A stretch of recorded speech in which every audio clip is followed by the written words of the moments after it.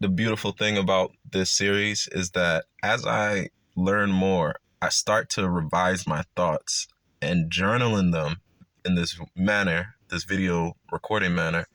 It makes me a little more accountable to what I believed was true at one point or what I believe is presently true or whatever.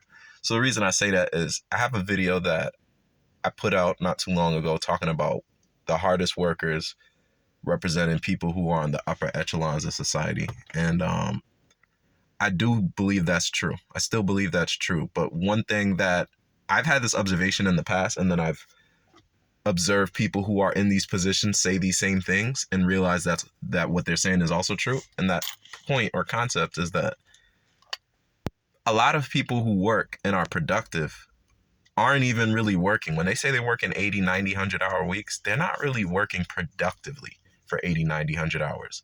There's a lot of finagling and a lot of bullshit in between that's not too productive. So it's like you can have peak performance, productivity, 100% laser focus for maybe 20 to 40, maybe 50 hours in the week.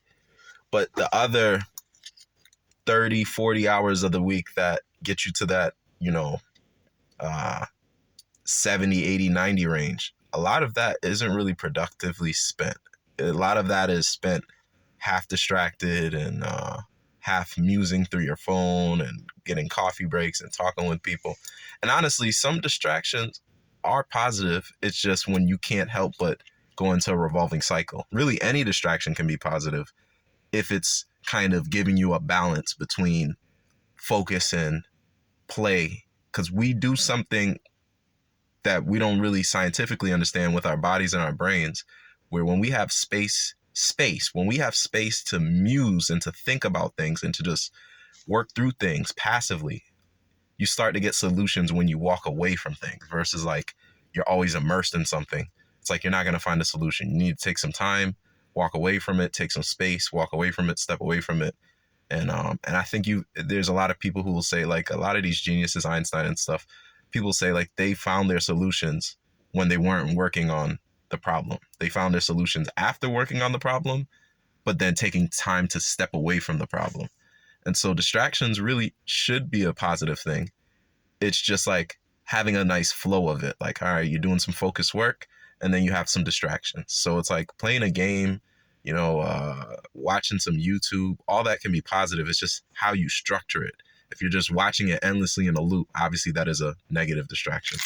Um, so I guess I want to say, like, I don't want to push the perception or the notion that working 80, 90, 100 hours of top focus work is what's possible or what's going to get you there. I mean, it probably is possible for some people. I'll never say things are impossible, but I imagine the vast majority of people, even those who are top performers, aren't spending 80, 90 to 100-hour weeks top focus. There's some people who are, and they're anomalies of anomalies. I hear Elon Musk is kind of one of them. But like even your top millionaires and 100 millionaires, 10 millionaires, 100 millionaires, billionaires, I don't think these people are spending consistently. Like maybe they do it for like a couple weeks, but I imagine what it is that they probably spend like 4 to 6 hours a day of peak focus. And in that peak focus, they get more done in those 4 to 6 hours than other people get done in 10 to 12. So I just wanted to kind of echo that sentiment that it's more important that you have quality hours over quantity, because in those quality hours, you can be so efficient and productive that it makes up for not spending the quantity of time on something.